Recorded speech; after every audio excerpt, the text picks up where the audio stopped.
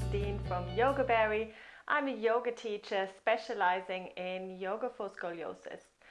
I run a Facebook group called Yoga for Scoliosis by Yogaberry, which you will find it if you just follow the link, which I will post below, or just type in Yoga for Scoliosis. You will find it on there. Good. So today's question comes actually from the group, and it's from Julie, who says that she's been having some problems with strengthening exercises. So she does quite a bit of strengthening. She was probably advised to do that to keep her back strong, which is really important to support the body with the scoliosis. Now she says she feels pain a lot of times if she does too much strengthening around the abdominal area, or sciatic pain, QL, which is one of the back muscles, so in the lower back. And I can't remember, it was one more thing. Oh, she suffers from a tight psoas muscle. So the psoas muscle, just to briefly mention, have a look. If you just Google it, just get a mental picture of what it looks like. But it basically attaches to the lower back, T12 actually, L1, so to the spine, and then it runs over the hip bones and it attaches to the inner thigh. So sounds quite complicated, but what it basically does is it attaches the lower body to the upper body. So it's one of the hip flexor muscles, so the ones that you use when you're walking, sitting, it gets quite tight, and anything where you're basically flexing forward. If you're doing a lot of crunches in the gym, for example, if you do any lots of abdominal work that way, this muscle can get quite tight. And with scoliosis, we've got the added problem, obviously, that one side might be tighter than the other. So really, what I'd like to say to that, I work with a principle for, it's just the way I structure my yoga classes.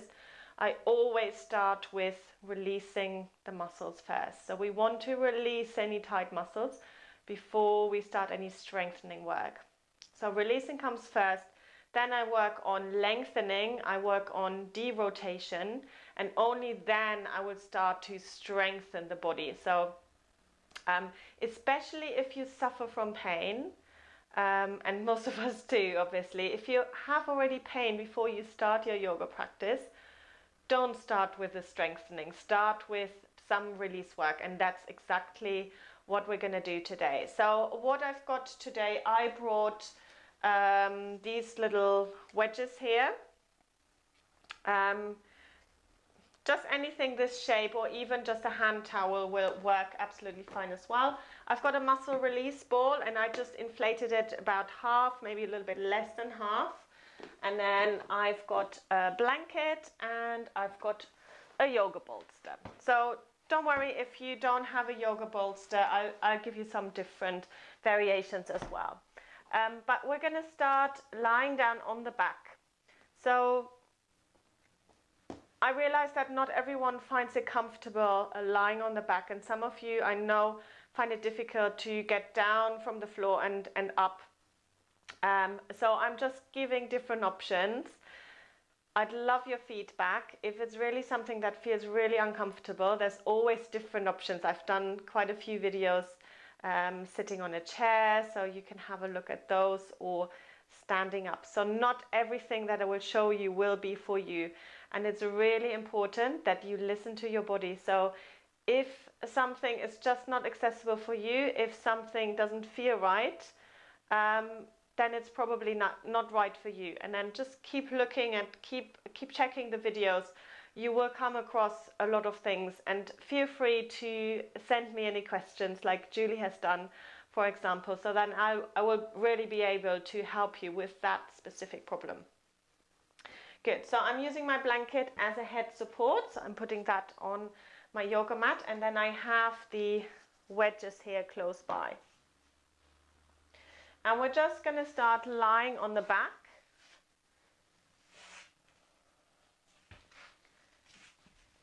So the blanket is really there for comfort. Now I could be lying on the back on the floor like this. However, if you find that you have a lot of rounding in the upper back, your chin might stick out like this. It might look something like this. It will feel really uncomfortable. And if you're not sure, have someone take a picture of you. If that's the case, then you need to support the head. And one blanket might not be enough. Make sure that you pull the blanket all the way down to the tops of the shoulders. Okay, so I want this to be really comfortable. If your yoga mat is too thin, put a blanket on top. So it doesn't matter, it doesn't have to be a grippy yoga mat. We're not going to do any sun salutations or anything like this. This is a very gentle practice.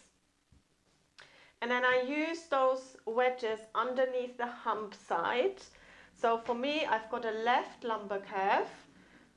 So that's where the hump is on the left. So I'm putting the wedge just under there. This could be different, obviously, for you. You will find that in most of my videos, I will talk about left lumbar, right thoracic curve, just because that's the most common one. So this one I put underneath the right thoracic spine,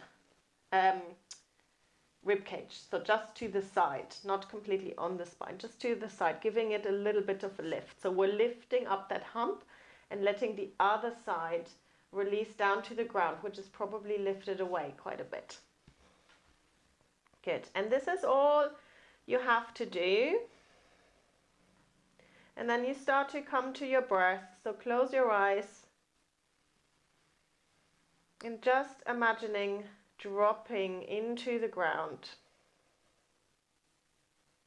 So we're trying to release those tight muscles at the front of the hips. So imagining them, how they attach to the lower spine and then attach to the inner thigh. Imagine them like a hammock, kind of a hammock here. And it can be quite tight. And then just with a breath, we're just going to start to soften and release the front of the hips.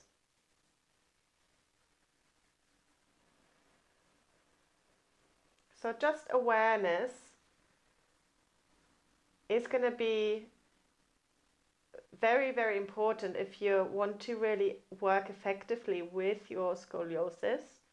Just start to become aware of any differences between the right side and the left. Right side of the hips, left side of the hips.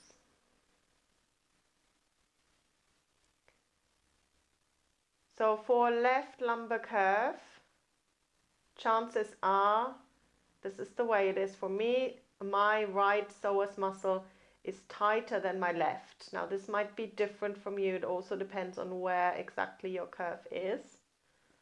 But you will notice, you will feel where it feels tighter. So I want you to make it a habit, if you are happy lying on the back, make it a habit of starting in this position before you start any other exercise, and stay here for 5 minutes. It's going to make such a big difference. This is going to really start to release the psoas muscle. And I know it doesn't look like very much, but if you really start to relax here, there's a lot releasing and a lot of beneficial things happening here. So for the purpose of this video, I'm not going to stay here for 5 minutes. But really see if you could stay a little bit longer. I'm just going to remove the wedges here underneath the side. I'm just noticing how it feels lying without the support. So always coming back to a neutral position. And then from there, we're just going to start to move the knees from side to side. Imagine like a mini windscreen wiper. And just noticing what the back of the pelvis feels like. And then gradually letting those movements become bigger. Just twisting, little twists. It's not even a big twist. It's just a gentle mobilization of the hips of the lower back. So this can be a really nice massage for the lower back. So staying here for as long as it feels good to you.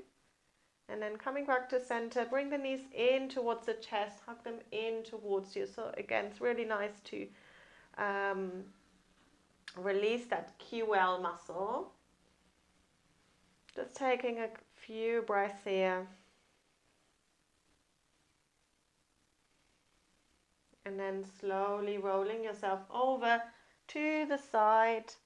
Just coming up slowly, so support yourself with your hands and then bringing yourself up into sitting on your heels.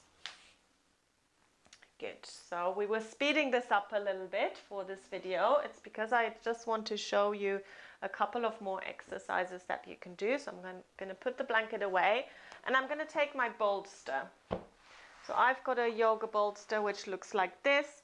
Now, if you don't have a bolster, what you can do is fold some blankets. And I only have one here at the moment, but you could like fold it into this sort of rectangular shape and then stack a few of them on top of each other. So you want a little bit of height. So you want about this much of height, I would say. And then you can use that as well. So bringing the bolster in front of you, and then I want the front of the hips to be supported on the bolster. I'm going to lie over it on the front. So it kind of depends on the length of your torso. And then I'm just making a pillow with my forearms today and resting my forehead on there.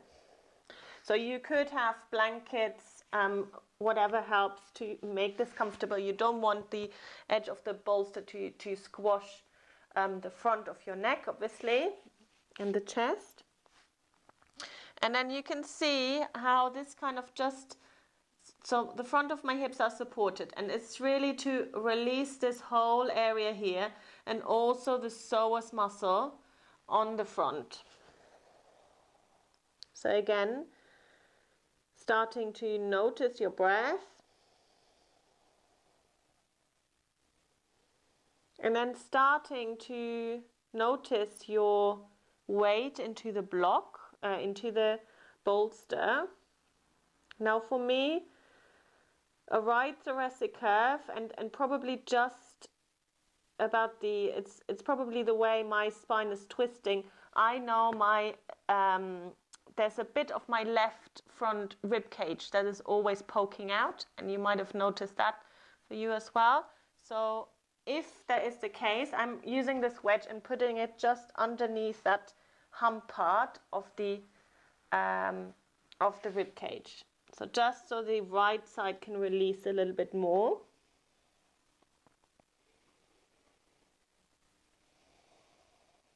So breathing into the back.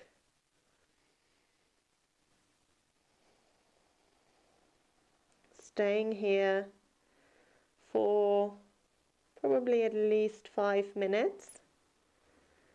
And then slowly bringing yourself up and just have a little stretch in an extended child's pose. Or maybe even using the bolster. Lying on top of the bolster, turning the head to one side.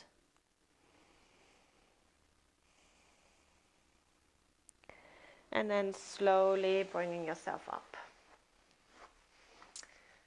Good. So the last one I want to show you for today is using this release ball, this exercise ball, or I don't know if there's any other names for it. It's probably tiny little bit big. You could use a smaller one, and it's only half inflated, and we're going to use it to release that psoas muscle. So for me, as I said, I've got a left lumbar curve, so the right side is just squashed a little bit more. So there's a little bit, the muscles on the right are a little bit tighter. So this could be completely different for you. Obviously, it could be the other side. What I'm going to do is I'm going to bring this muscle release ball into the groin, so into the front of the right hip flexors. I'm going to lie on the front, so it takes a little bit of wiggling around. So this is where I'm going to put this ball just into the front of the right groin. Bend that right leg, so I'm bending the knee out towards the side, and the left leg is long, making a pillow with the forearms, maybe even turning the head to the side, just see what is comfortable. And you've got this pressure into the right side of the right psoas muscle here. And I would stay for about 3 minutes here. Again, breathing, releasing.